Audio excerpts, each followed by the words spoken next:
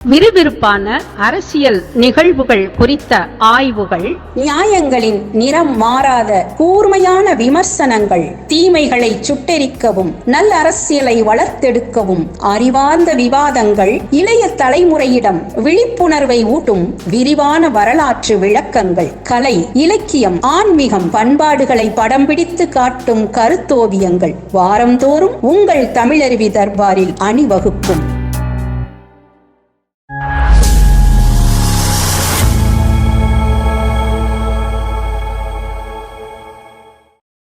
நெஞ்சு பொறுக்குதில்லையே. தமிழருவி தர்பார் நேயர்களை நெஞ்சு பொறுக்குதில்லையே நிகழ்ச்சியில் மீண்டும் சந்திப்பதில் மகிழ்ச்சி.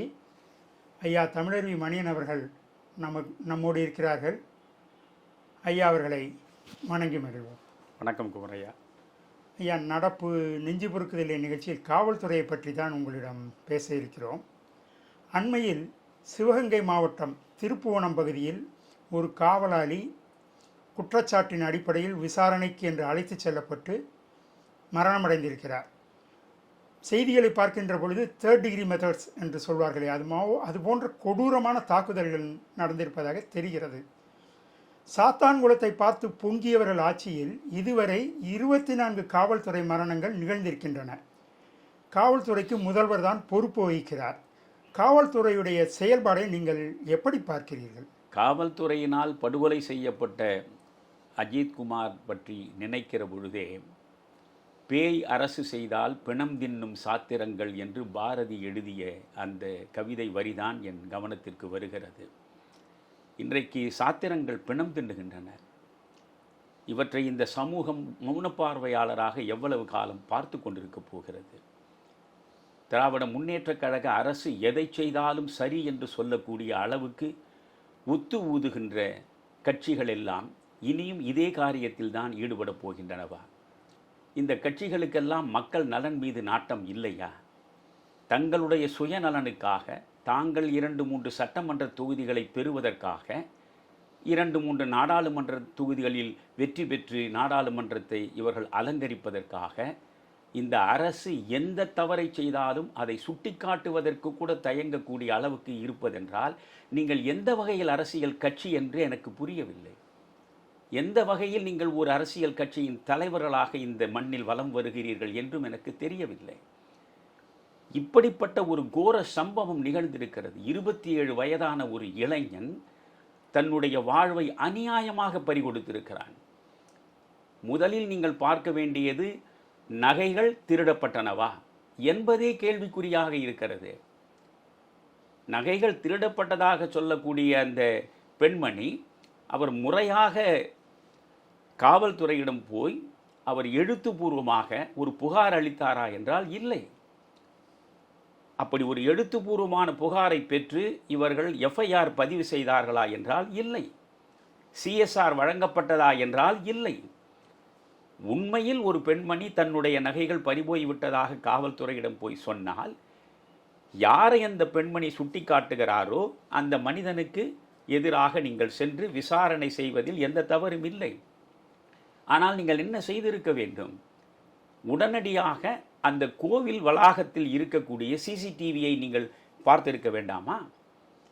அந்த சிசிடிவியில் மூலமாக என்னென்ன நடந்திருக்கிறது, யார் யார் வந்தார்கள், யார் யார் போனார்கள், எந்தெந்த வாகனங்கள் எப்படி வந்தன, எப்படி சென்றன என்பதையெல்லாம் உங்களால் காண முடியாதா? அந்த சிசிடிவியையே ஒரு காவல்துறையாளர் பறித்து கொண்டு போகிறார் என்றால் இது என்ன நாடா இல்லை காடா? இங்கே சட்டம் ஒழுங்கு என்ற ஒன்று இருக்கிறதா அல்லது சட்டம் ஒழுங்கை கெடுப்பதற்கென்று இருப்பதற்கு பெயர்தான் காவல்துறையா? மக்களுடைய நண்பர்கள் போலீஸ்காரர்களா அல்லது மக்களுக்கு மிக மோசமான சூழலை உருவாக்கக்கூடிய எதிரிகளாக நடமாடக்கூடியவர்கள் போலீஸ்காரர்களா? நினைக்கும் பொழுதே நம்மால் பொறுக்க முடியவில்லை. சிசிடிவியை எதற்காக நீங்கள் அப்புறப்படுத்துகிறீர்கள்? சான்றாவணங்களை அழிப்பது என்பதே மிகப்பெரிய குற்றம். இந்த சிசிடிவியை ஒரு காவல்துறையை சார்ந்தவர் பறித்து கொண்டு செல்கிறார் என்றால் அப்படி அவர் பறித்து கொண்டு செல்வதற்கு ஆணையிட்டவர் யார்? இப்படி ஒரு தனிப்படையை அமைத்து இவ்வளவு மோசமான தாக்குதலை அந்த இளைஞன் மீது நடத்துவதற்கு ஆணையிட்டவர் யார்? அவர் இந்த அளவுக்கு ஒரு தனிப்படைக்கு அழுத்தம் கொடுக்கக்கூடிய அளவுக்கு அவருக்கு அழுத்தத்தை கொடுத்தவர் யார்? அப்படி அவருக்கு அழுத்தத்தை கொடுக்கக்கூடிய அளவுக்கு ஒருவர் கோட்டையிலிருந்தோ அல்லது வேறு இடத்திலிருந்தோ பேசுகிறார் என்றால் அவரிடம் எந்த அளவுக்கு செல்வாக்கு இந்த பெண்மணிக்கு இருந்திருக்கிறது? அப்படி அந்த மனிதரிடம் அவ்வளவு செல்வாக்கை பெறுவதற்கு இவர் எதை அடிப்படையாக வைத்திருக்கிறார்? இப்பொழுது நீங்கள் பார்த்தால் அந்த திருடு நடந்ததா என்பது ஐயத்திற்குரியதாக இருக்கிறது. 10 சவரனை பறிகொடுத்து விட்டதாக சொல்கிறார் அந்த பெண்மணி. ஆனால் இப்பொழுது தோண்டி துருவி பார்த்தால் இந்த சமூக வலைத்தளங்களின் மூலமாக வந்திருக்கக்கூடிய செய்திகள் நம்மை கலங்கச் செய்கின்றன. இந்த பெண்மணி தனிப்பட்ட முறையிலேயே ஒழுக்கம் இழந்தவராக இருக்கிறார். ஒரு தனிநபரை இழிவுபடுத்துவதும் தனிநபரை தாக்குவதும் நமக்கானதல்ல. அதுவும் தமிழருவி தர்பார் இதுவரையில் கண்ணியத்திலிருந்து எள்மூக்கின் முனையளவும் பிறந்து போனதில்லை. 50 ஆண்டுகளுக்கு மேல் அரசியல் வாழ்வில் இருக்கக்கூடிய தமிழருவி மணியன் எந்த நிலையிலும் வாய் தவறி ஒரு வன்மையான மிக மோசமான சொல்லை பயன்படுத்தியதும் இல்லை. குறிப்பாக பெண்மக்கள் என்று பேச வருகிற பொழுதே அந்த பெண்மக்களின் கண்ணியம் குறையாதபடி நாம் பார்த்து கொள்ள வேண்டும் என்பதில் கூடுதல் கவனத்தோடு தான் நாம் வாய் திறக்க வேண்டும். ஆனால் இந்த பெண்மணியை பொறுத்தவரையில் ஏற்கனவே 3 முறைக்கு மேல் திருமணம் செய்து அதிலிருந்து விலக்கு பெற்றவராக தெரிகிறார். அதில் ஒரு கணவர் வாக்குமூலம் கொடுக்கிறார். முதல் நாளே அந்த பெண்மணி திருமணம் செய்த அன்றே என்னை விட்டு பிரிந்து சென்று விட்டார் என்கிறார். என் மீது வரதட்சணை புகாரை கொடுத்து தவறான புகாரை அளித்து எனக்கு ஏராளமான மன அலைச்சலை உருவாக்கி மன உளைச்சலை தந்து என்னிடமிருந்து லட்சக்கணக்கில் பணத்தை அவர் பறித்திருக்கிறார் என்கிறார். அதே போன்று இவரும் இவருடைய தாயாரும் இவருடைய தந்தையாரும் இவருடைய உடன் பிறந்த சகோதரரும் ஆக ஒட்டுமொத்த குடும்பமே குற்றங்களை செய்வதில் ஈடுபட்டிருக்கின்றன. இந்த ஒட்டுமொத்த குடும்பமும் சேர்ந்து நாங்கள் உங்களுக்கு அரசு பணியை வாங்கி கொடுக்கிறோம், நாங்கள் உங்களை அரசு கல்லூரியின் முதல்வராக்குகிறோம் என்றெல்லாம் சொல்லி சொல்லி லட்சக்கணக்கில் இவர்கள் சூட்டியிருக்கிறார்கள். அப்படி என்றால் இது ஒரு மோசடி குடும்பம். அறத்திற்கு புறம்பாக பணத்தை திரட்டுவதற்கு எதையும் செய்யக்கூடியதாக இருக்கக்கூடிய ஒரு குடும்பம். அந்த குடும்பத்தின் ஒரு முக்கியமான பிரதிநிதி. இவர் பேராசிரியராக இருந்திருக்கிறார். இப்பொழுது அந்த கல்லூரிக்கு அவர் செல்லவில்லை. ஆனால் அந்த கல்லூரியில் இவரிடம் தாவரவியலை படித்த மாணவிகள் சென்ற ஆண்டே புகார் கொடுத்திருக்கிறார்கள். இவரை அன்பு கூர்ந்து வேறு இடத்திற்கு நீங்கள் மாற்றிவிடுங்கள், எங்களை இவர் சித்திரவதை செய்கிறார் என்று. மாணவியர் மீது சித்திரவதை செய்யக்கூடிய அளவுக்கு ஒரு ஆசிரியை நடந்து கொள்கிறார் என்றால் அந்த ஆசிரியருடைய பண்பு நலன் என்ன? அந்த ஆசிரியை எப்பேற்பட்டவர்? நீங்கள் ஒரு புகாரை கொடுக்கிறீர்கள் என்றால் புகாரை கொடுத்த பொழுது இந்த புகாரை கொடுத்தவர் யார், இவருடைய பின்னணி என்ன, எங்காவது பார்த்தீர்களா? சரி, நீங்கள் அந்த புகாருக்கு உட்பட்டவர் என்கிற பொழுது அந்த புகாருக்கு உட்பட்டவர் மீது நீங்கள் விசாரணையை முறையாக நடத்துவதற்கு முன்பு நீங்கள் எஃப்ஐஆர் பதிவு செய்தீர்களா? தனிப்படைக்கு விசாரணை நடத்துவதற்கான அதிகாரமே கிடையாது. விசாரணை நடத்துவதற்கான முழு அதிகாரமும் காவல்துறைக்கு இருக்கிறது. அதை நீதிமன்றம் சுட்டிக்காட்டி இருக்கிறது. உண்மையில் சொல்கிறேன், சென்னை உயர்நீதிமன்றத்தின் மதுரை கிளையில் இந்த வழக்கை எடுத்து விசாரித்த நீதிபதிகளுக்கு நாம் தலைவணக்கம் செய்ய வேண்டும். எவ்வளவு தர்மாவேசத்தோடு தார்மீக கோபத்தோடு கேள்வி கணைகளை நீதியரசர்கள் அங்கே பிறப்பித்திருக்கிறார். அந்த நீதியரசருக்கு உண்மையில் நாம் தலைவணக்கம் செய்ய வேண்டும். அவர் எடுத்து வைத்த எந்த கேள்விக்காவது முறையான பதிலை இவர்களால் தர முடிந்ததா? அந்த சிசிடிவியை பறித்து கொண்டு போனீர்களே, ஆவண சான்று அதை அழிக்க பார்க்கிறீர்கள், அது ஒரு பெரிய குற்றம் இல்லையா? அப்படி என்றால் இந்த சிசிடிவியை பறித்தது யார்? நீதியரசர் கேட்கிறார். அப்படி ஒரு உத்தரவை கொடுத்தவர் யார்? அந்த உத்தரவை கொடுத்தவர் மீது நீங்கள் என்ன நடவடிக்கை எடுத்தீர்கள்? அவர் அப்படி இந்த உத்தரவை கொடுத்தார் என்றால் அவருக்கு மேலே இருக்கக்கூடியவர் யார்? நீங்கள் 8 காவல்துறையில் இருக்கக்கூடிய 5 பேர் நினைக்கிறேன், 5 பேர் காவல்துறையில் உள்ளவர்கள் இதை தடியடி தாக்குதல் நடத்தினார்கள். எனவே அவர்களை இப்பொழுது நீங்கள் கைது செய்திருக்கிறீர்கள். பிறகு இப்பொழுது டிஎஸ்பியை நீங்கள் பணி நீக்கம் செய்திருக்கிறீர்கள். நீங்கள் என்ன செய்திருக்கிறீர்கள்? எஸ்பியை பொறுத்தவரை அவருக்கு நிகழ்ந்தது என்னவென்றே தெரியவில்லை என்கிறார். இப்படி ஒரு சம்பவம் நிகழ்ந்ததே தெரியவில்லை. உளவியல் துறையின் மூலமாக சென்னையிலிருந்து அவருக்கு செய்தி போன பின்புதான் இப்படி ஒரு சம்பவம் நம்முடைய அதிகார எல்லைக்கு உட்பட்ட இடத்தில் நடந்திருக்கிறதா என்று அவர் எழுந்து பதறுகிறார். அப்படி என்றால் இந்த காவல்துறை எந்த லட்சணத்தில் இயங்குகிறது என்று நீங்கள் பார்க்க வேண்டும். இன்றைக்கு நீங்கள் செய்திருக்க வேண்டியது, அந்த பெண்மணியிடம் நீங்கள் புகாரை பெற்றீர்களா? இல்லை. எஃப்ஐஆர் பதிவு செய்தீர்களா? இல்லை. சிஎஸ்ஆர் கொடுக்கப்பட்டதா? இல்லை. எதுவுமே இல்லை. விசாரணை என்ற பெயரில் உடனடியாக ஒரு தனிப்படை செல்கிறது. அந்த தனிப்படை என்பதே காட்டுமிராண்டி தாக்குதலை நடத்துவதற்காக மட்டும்தான் காவல்துறையினால் பயன்படுத்தப்படுகிறது என்பதை சாத்தான்குளம் தொற்று இன்று வரையில் தொடர்ந்து நம்மாலே பார்க்க முடிகிறது. நீங்கள் நன்றாக யோசித்து பாருங்கள். இந்த 25 கொலைகள் நடந்திருக்கின்றன என்றால், இந்த 25 கொலைகள் பிர்லாவுக்கு எதிராக, டாடாவுக்கு எதிராக, அம்பானிக்கு எதிராக நீங்கள் நடத்தி விடுவீர்களா? ஒருவர் புகார் கொடுக்கிறார் என்ற அடுத்த கணத்திலேயே ஒரு தனிப்படையை அமைத்து அவர்களை தரதரவென்று இழுத்து கொண்டு வந்து அவர்களை சுற்றி சூழ நின்று தடியாலேயே அங்கம் முழுவதும் அடித்து உதைத்து சிதைத்து அவர்களை சீரழித்து விடுவீர்களா? அப்படி என்றால் பணக்காரனாக இருப்பவனுக்கு முறையாக எப்படி செல்ல வேண்டும்? கோடி கோடியாக கொள்ளையடித்து விட்டு இங்கிருந்து இந்த நாட்டை விட்டே தப்பி சென்று லண்டனில் சுகவாசிகளாக இருப்பவர்கள் எத்தனை பேர்? இவர்களுக்கு எதிராக நாம் என்ன செய்து விட்டோம்? ஆனால் இன்றைக்கு ஒரு 10 சவரன் என்கிறார்கள். 10 சவரன் என்றாலும் இன்றைய மதிப்பில் ஒரு 7 லட்சம் ரூபாய். இந்த 7 லட்சம் ரூபாய் நகையை திரும்ப பெறுவதற்காக விசாரணை என்ற பெயரால் நீங்கள் அடித்து துன்புறுத்துவது என்பதே கேவலமானது. ஆனால் நீதியரசரே பொங்கி அந்த பொறுக்க முடியாமல் சொல்கிறார், அந்த மனிதனுடைய தலை முதல் கால் வரை அடிபடாத இடமே இல்லை. அவனுடைய அங்கங்கள் அனைத்தும் திட்டமிட்டு சிதைக்கப்பட்டிருக்கின்றன என்றால் அந்த அப்பாவி இளைஞன், என்னை பொறுத்தவரையில் அவன் தவறு செய்ததாக நான் நம்பவில்லை. காரணம், அவன் மீது இதற்கு முன்பு எந்த குற்ற பின்னணியும் இல்லை, அந்த குடும்பத்திலும் எந்த குற்ற பின்னணியும் இல்லை. இந்த நிகிதா என்று புகார் கொடுத்த பெண்மணியும் குற்றத்திற்கு உரியவராக இருக்கிறார். இந்த குடும்பமே குற்ற பின்னணி உள்ளதாக இருக்கிறது. இவர்களுக்கு எதிராக 2011 திருமங்கலம் காவல் நிலையத்தில் எஃப்ஐஆர் பதிவு செய்யப்பட்டிருக்கிறது. 2 நாள் கைது செய்யப்பட்டு உள்ளே இருந்துவிட்டு வெளியே வர முடிகிறது நிகிதாவால். 2011 2025 இடைப்பட்ட 14 ஆண்டுகளில் இத்தனை குற்றங்களை செய்த இந்த குடும்பம் எந்த விதமான பிரச்சனைக்கும் உட்படுத்தப்படாமல் சுதந்திரமாக உலவிக் கொண்டிருக்கிறது என்றால் இது எங்கே நீதி? இதற்கு பெயர்தான் சமூக நீதியா? எனவே உடனடியாக அந்த பெண்மணியை விசாரிக்க வேண்டும், அந்த பெண்மணியை கைது செய்ய வேண்டும்.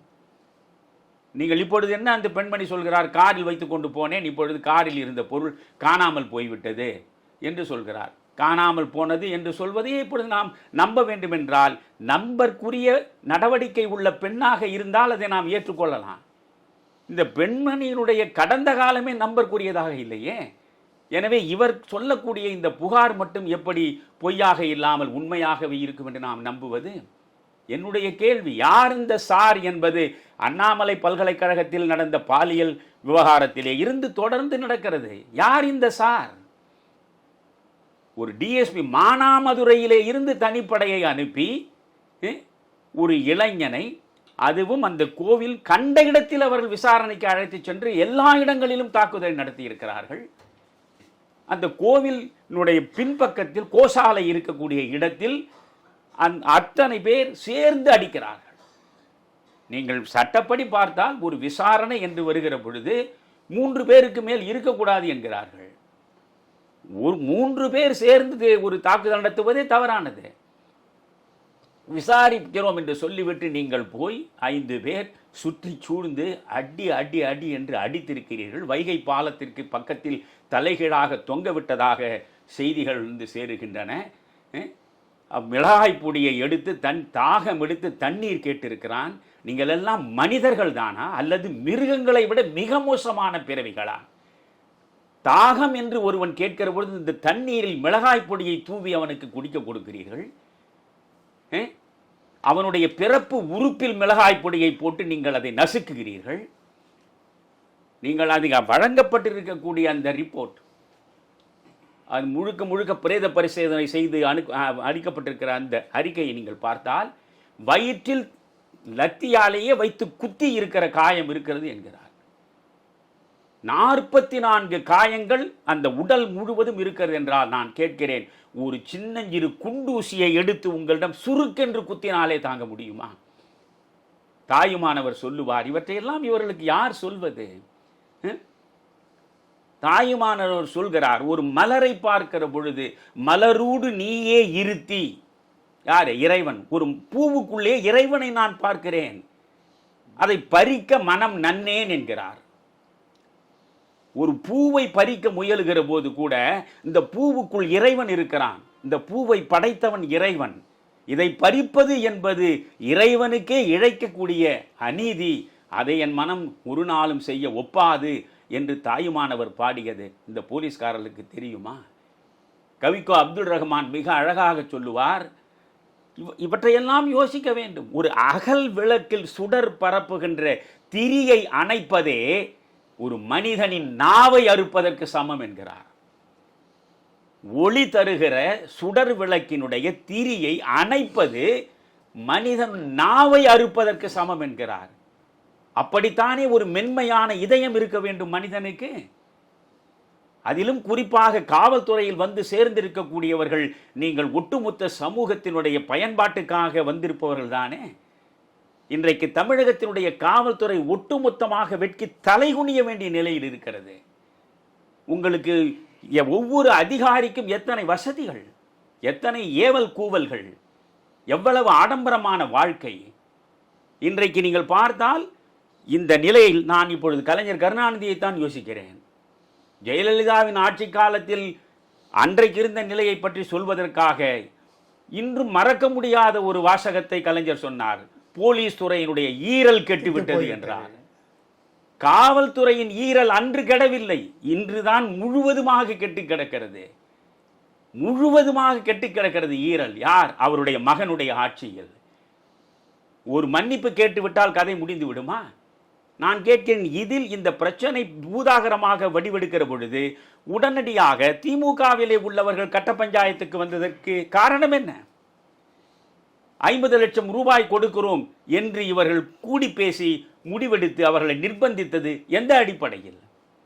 அப்படி என்றால் யாரை காப்பதற்கு? திராவிட முன்னேற்ற கழகத்தில் உள்ளவர்களே இதற்குள்ளே செல்கிறார்கள் என்றால் இங்கே ஒரு முக்கியமான புள்ளி இருக்கிறார் என்றுதானே நம்மாலே புரிந்து கொள்ள முடிகிறது.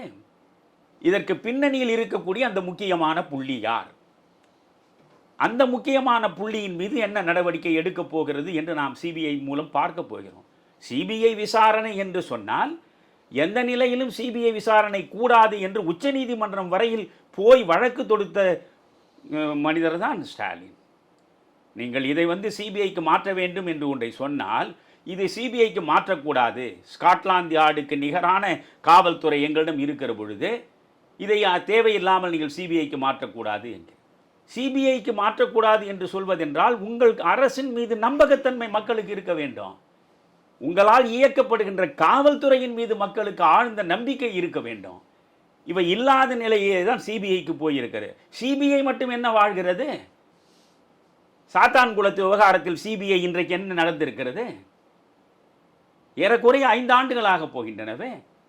அதில் என்ன முடிவை சிபிஐ கண்டது? அதனால் நான் சொல்ல விரும்புவது, இவற்றையெல்லாம் ஒரு நாள் செய்தியாக படித்துவிட்டு கடந்து போகக்கூடாது. ஒரு மிக மோசமான இழப்பு நடந்து விடுகிறது என்கிற நிலையில் ஒவ்வொரு அரசியல் கட்சி தலைவர், ஐயோ அவர் சென்றாரா, நாம் செல்லாமற் போனால் நமக்கு எதிராக மக்கள் திரும்பி விடுவார்களே என்று இவர் போவதும், இவர் சென்றாரா, ஐயோ நாம் இப்பொழுது வீட்டில் இருந்தால் நமக்கு அது சரியாக வராதே என்று அவர் செல்வதும், இப்படி மாறி மாறி ஒரு 4 நாட்களுக்கு சென்று அவர்களை பார்த்து துக்கம் விசாரித்து விட்டு நீங்கள் அதோடு கதையை முடித்து விடுவீர்கள். நான் என்ன சொல்கிறேன், வரப்போகின்ற சட்டமன்ற தேர்தல் வரையில் இந்த பிரச்சனை அப்படியே மக்கள் முன்னால் நினைவில் நிறுத்தப்பட வேண்டும். இப்படி ஒரு அவலங்கள் தொடர்ந்து நடக்குமானால் இது ஒரு நீதியும் நியாயமும் நேர்மையும் நிறைந்த ஒரு மக்கள் அமைதியாக வாழக்கூடிய சூழலை கொண்ட மாநிலமாக இருப்பதற்கான இடத்திலிருந்து மெல்ல மெல்ல வழுவி போகிறது. சமூக அக்கறை உள்ளவர்கள், இந்த மண்ணின் மீது அக்கறை உள்ளவர்கள், இந்த மக்கள் நலனின் அக்கறை உள்ளவர்கள் இதை தொடர்ந்து இதை நினைவுபடுத்திக் கொண்டே இருக்க வேண்டும் வாக்காளர்களிடம். ஒரு லாக்அப் மரணம் இல்லை, 2 லாக்அப் மரணம் இல்லை, 25 லாக்அப் மரணங்கள் நடந்திருக்கின்றன. இதில் ஏறக்குறைய எல்லா லாக்அப் மரணங்களும் இப்படித்தான் நடந்திருக்கும்.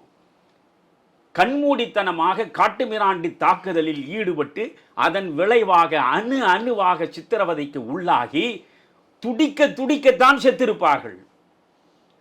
இந்த காவல்துறை லாக்கப்பின் மரணத்தில் 24 பேர் அதற்கு முன்பு யோசித்து பாருங்கள். நினைக்கிற பொழுதே நமக்கு வலிக்கவில்லை? இப்பொழுது நாமும் எல்லோரும் சென்றார்கள் என்று நாமும் ஒரு 10 பேர் போய் அங்கே நின்று அவர்கள் கண்ணீருக்கு ஆறுதலாக 4 வார்த்தை சொல்லிவிட்டு வருவதன் மூலம் எந்த நன்மையும் வந்து விடாது. இன்றைக்கு நீங்கள் அவசரமாக ஒரு 3 சென்ட் நிலம், அது பட்டாவோடு கூடியது, வைத்துக் கொள்ளுங்கள் அம்மா, வீடு கட்டுவதற்கு 3 லட்சம் ரூபாய் நாங்கள் கொடுக்கிறோம், இன்னும் வேண்டும் என்றாலும் கொடுக்கிறோம். 24 பேர் இதற்கு முன்பு லாக்கப்பில் மரணம் அடைந்தார்களே, அப்பொழுதெல்லாம் நீங்கள் எங்கே சென்றீர்கள்? அப்பெல்லாம் தேர்தல் பக்கத்தில் வரலங்க. அதுதான் முக்கியமானது. 24 மரணங்கள் இதற்கு முன்பு நடந்திருக்கின்றன.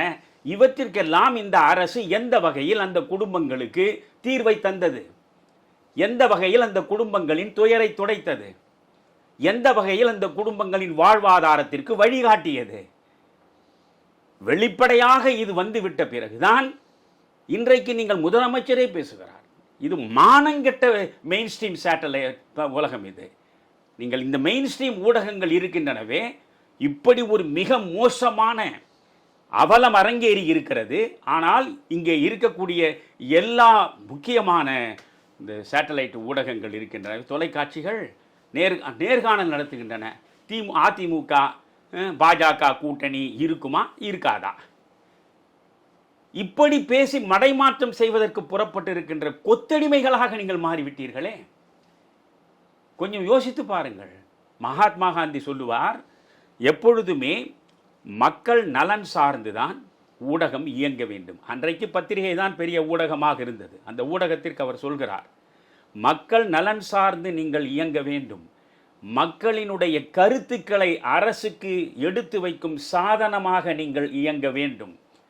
மக்களுக்கு அநீதி இழைக்கப்படுமானால் அந்த அநீதி இழைக்கப்பட்டது என்பதை பரவலாக சமூகத்திடம் கொண்டு போய் சேர்ப்பதை உங்கள் கடமையாக கொள்ள வேண்டும்.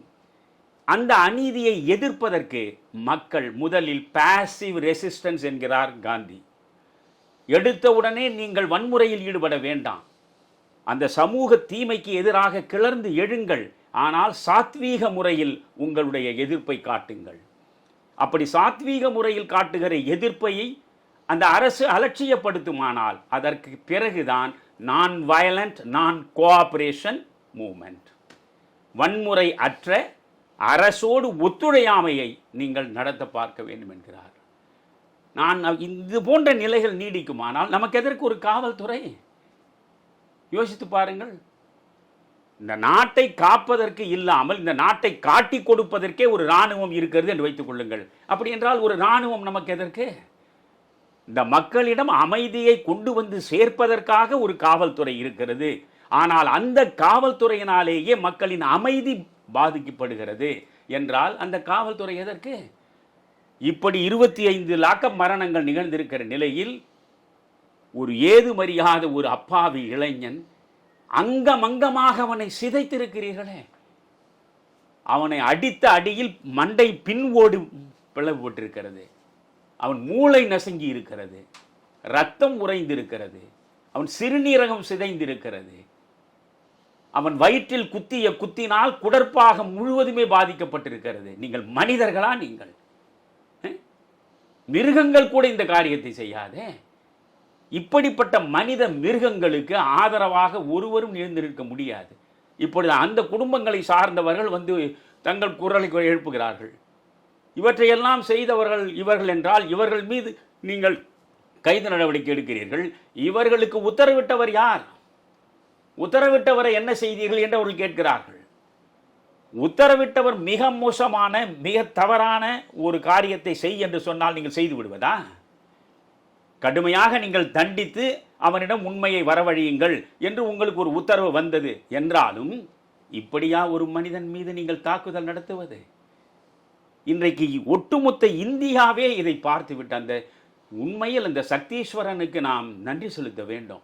அந்த சக்தீஸ்வரன் அந்த கோவிலுக்குள்ளே இருக்கக்கூடிய அந்த கழிப்பறையினுடைய சாளரத்தின் வழியாக இந்த படத்தை எடுத்திருக்காமல் போயிருந்தால் இது அடியோடு புதைக்கப்பட்டிருக்கும். காக்காய் வலிப்பு மரணம் அவ்வளவுதான். 24 லாக்அப் மரணங்கள் ஏற்கனவே நடந்து முடிந்து வாழ்வில் மறைந்து போன நிலையில் 25வது லாக்அப் மரணமாக இது போயிருக்கும். இது கண்ணுக்கு இப்பொழுது தெரிகிறது. அப்படி என்றால் எத்தனை மரணங்கள் நடந்து கொண்டிருக்கும். இந்த நிகழ்ச்சி நடந்த பிறகு தேவனாம்பட்டியில் இதே மாதிரி ஒரு கடுமையான தாக்குதல் ஒரு ஆட்டோ டிரைவர் மீது போலீஸ்காரர்கள் நடத்தியதாக இப்பொழுது அதனுடைய வீடியோ வருகிறது. இப்பொழுது பட்டாசு தொழிற்சாலைகள் நீங்கள் பார்த்தால் ஆண்டு முழுவதும் வெவ்வேறு தருணங்களில் இந்த விருதுநகர் மாவட்டத்தில் இருக்கக்கூடிய பட்டாசு தொழிற்சாலைகளில் பணியாற்றக்கூடிய ஏழையும் பாழையும் வயிற்றுப்பாட்டுக்கு வழி தேடிதான் அவர்கள் செல்கிறார்கள். அவர்கள் மரணத்தோடு விளையாடுகிறார். எந்த நிலையிலும் நமக்கு ஆபத்து வரும் என்று தெரிந்தே அந்த தொழிலில் அவர்கள் ஈடுபடுகிறார்கள் என்றால் அந்த அளவுக்கு வயிற்று பிரச்சனை வறுமை அவர்களை வாட்டுகிறது. ஆனால் அந்த இடங்களில் இவ்வளவு ஆபத்தான நிலையில் நீங்கள் இந்த பட்டாசுகளை தயாரிக்கக்கூடிய இடங்கள் மிகச்சரியான பாதுகாப்புகளோடு இருக்கின்றனவா என்பதை தொடர்ந்து கண்காணிக்கிறீர்களா? தொடர்ந்து ஆய்வு நடத்துகிறீர்களா? குறைகளை கண்டெடுத்து அப்படி அதை மீறி நடத்தக்கூடியவர்கள் மீது கடும் நடவடிக்கை எடுத்திருக்கிறீர்களா? இங்கிருந்து செல்லக்கூடிய அதிகாரி பார்ப்பார், இந்த குறை இருக்கிறது அந்த குறை இருக்கிறது என்று சொன்னவுடன் அவன் அந்த குறை என்று சொன்னவருடைய வாயை அடைப்பதற்கு எதையாவது கை உரையிலே வைப்பான். உரை வந்து சேர்ந்ததும் குறை மறைந்து விடும். ஒட்டுமொத்தமாக இப்படிதான் நடக்கிறது. இது என்ன ஆட்சியா என்கிறேன். மாற்றுத்திறனாளிகள் அவர்கள் நடக்க முடியாதவர்கள் என்பதற்காக அவர்களுக்கு ஒரு ஸ்கூட்டியை ஒரு வாகனத்தை கொடுப்பது என்று நம்முடைய முதல்வர் அதை ஒரு திட்டமாக அறிவித்து கொடுப்ப முனைந்திருக்கிறார். அதை நீங்கள் பெற வேண்டுமென்றால் 5000 ரூபாய் நீங்கள் லஞ்சம் கொடுக்க வேண்டும் என்று சொல்வதாக நான் செய்தித்தாளில் பார்க்கிறேன். எங்கும் ஊழல், எதிலும் ஊழல். தமிழ்நாடு முழுவதும் இருக்கக்கூடிய அத்தனை மாநகராட்சிகள், நகராட்சிகள், ஊராட்சி ஒன்றியங்கள் எல்லாவற்றிலும் ஊழல். எந்த அதிகாரிக்கும் எந்த விதமான அச்சமும் இல்லை. காரணம், ஊழலிலேயே ஊறி திளைக்கக்கூடிய மகான்கள் அனைவரும் மாநில நிர்வாகத்தில் அமைச்சர்களாக அமர்ந்திருக்கிற நிலையில் யாருக்கு இந்த ஊழல் குறித்து அச்சம் வரும்? நீ மேலே கோடி கோடியாக வாங்குகிறாய், நாங்கள் கொஞ்சம் லட்சம் லட்சமாக வாங்கி கொண்டு போகிறோம். இப்படி சர்வம் ஊழல் மயமாக மாறிவிட்ட நிலையில் ஊழலை சகிக்க முடியவில்லை என்பது ஒரு பக்கம், சட்டம் ஒழுங்கே காணாமல் போய்விட்டது என்பது சகிக்கவே முடியாதது. ஊழலை கூட நாம் சகித்துக் கொள்கிறோம். இந்த ஊழல் இன்று நடத்தக்கூடிய ஆட்சியை நாம் மாற்றிவிடலாம். வேறொரு ஆட்சியை கொண்டு வருவதற்கு 5 ஆண்டுகளுக்கு ஒரு முறை நமக்கு வாய்ப்பு இருக்கிறது. வாக்களிக்கலாம், வேறொரு ஆட்சி கொண்டு வரலாம். ஆனால் இது போன்ற காட்டுமிராண்டித்தனமான தாக்குதலில் உயிரிழந்து விட்டானே இந்த அஜித்குமார் போன்றவர்கள், இவர்களுக்கு மறுபடியும் உயிரை கொடுப்போமா? இன்னொரு அஜித்குமார் வருவானா? 25 லாக்அப் மரணங்களில் உயிரை இழந்தவர்கள் மீண்டும் எழுந்து வருவார்களா? அந்த 25 குடும்பங்களின் நிலை என்ன? இந்த நிலையையும் நாம் மௌனமாக பார்த்து கொண்டிருக்கக்கூடாது. என்னை பொறுத்தவரையில் எனக்கு இருக்கக்கூடிய சக்தியை இப்படி பொங்க முடியும், அவ்வளவுதான். புரிகிறதா? நான் ஒரு பரிவாரத்தை கூட்டிக் கொண்டு படை நடத்தி அங்கே போய் சென்று அவர்களிடம் 50 லட்சம் 1 கோடி என்று கொடுத்து கண்ணீரை துடைக்கக்கூடிய அளவுக்கு நாம் இல்லை. அதனால் நம்முடைய குமுறலை இப்படி வெளிப்படுத்தத்தான் முடியும். மக்களுடைய மனங்களில் படிந்து கிடக்கக்கூடிய அந்த சோம்பலை துடைத்து அந்த உறக்கத்தை கலைத்து அவர்களை கிளர்ந்தெழச் செய்வதற்கு நாம் முதலில் நம்மை ஈடுபடுத்திக் கொள்ள வேண்டும். அதைத்தான் நாம் செய்ய வேண்டும். நான் திரும்பவும் சொல்கிறேன், பப்ளிக் மெமரி இஸ் ஷார்ட். எதையுமே நாம் விரைவாக மறந்துவிடக்கூடிய மனோநிலை உள்ளவர்கள். எனவே இந்த ஆட்சியாளர்களுக்கு இருக்கக்கூடிய மமதை என்னவென்றால், இது ஒரு 10 நாள் பேசப்படும், 10 நாளுக்கு பிறகு இதிலிருந்து கடந்து போகும். ஒரு செய்தி வந்ததும் அதற்கு முந்தைய செய்தி மறைந்துவிடும். அதனால் ஒன்றும் கவலை இல்லை. இன்னும் ஒரு 8-9 மாதங்கள் இருக்கின்றன. இருக்கவே இருக்கிறது குவார்ட்டர் பிரியாணி. ஒரு பக்கம் குவார்ட்டர் இருக்கிறது, இன்னொரு பக்கம் பிரியாணி இருக்கிறது, இன்னொரு பக்கம் 2 500 ரூபாய் நோட்டோ அல்லது 4 500 ரூபாய் நோட்டோ இருக்கிறது. இவற்றை காட்டினால் எல்லாவற்றையும் மறந்துவிட்டு மக்கள் நமக்கு வாக்களிப்பார்கள் என்ற மனோநிலை ஆட்சிக்கு இருக்கிறது. அந்த மனோநிலையில் தான் மக்கள் தொடருவார்கள் என்றால் விதியே விதியே தமிழச் சாதியை என் செய்ய நினைத்தாய் எனக்குறையாயோ என்று 100 ஆண்டுகளுக்கு முன்னாலே பாரதி புலம்பி தவித்தானே. அப்படி புலம்புவதை தவிர வேறு வழி இல்லை குமரையா. உங்களுடைய மனக்குமுறலை பகிர்ந்து கொண்டீர்கள் ஐயா. தமிழகம் பொங்கி எழ வேண்டும், இதற்கு நல்லதொரு தீர்வு கிடைக்கும், மீண்டும் இது போன்ற சம்பவங்கள் நிகழாமல் இருக்கும் என்று நம்புவோமாக. தமிழருவி தர்பார் நேயர்களே, அடுத்த நெஞ்சு பொறுக்குதில்லை நிகழ்ச்சியை சந்திப்போம். மிக்க நன்றி, வணக்கம்.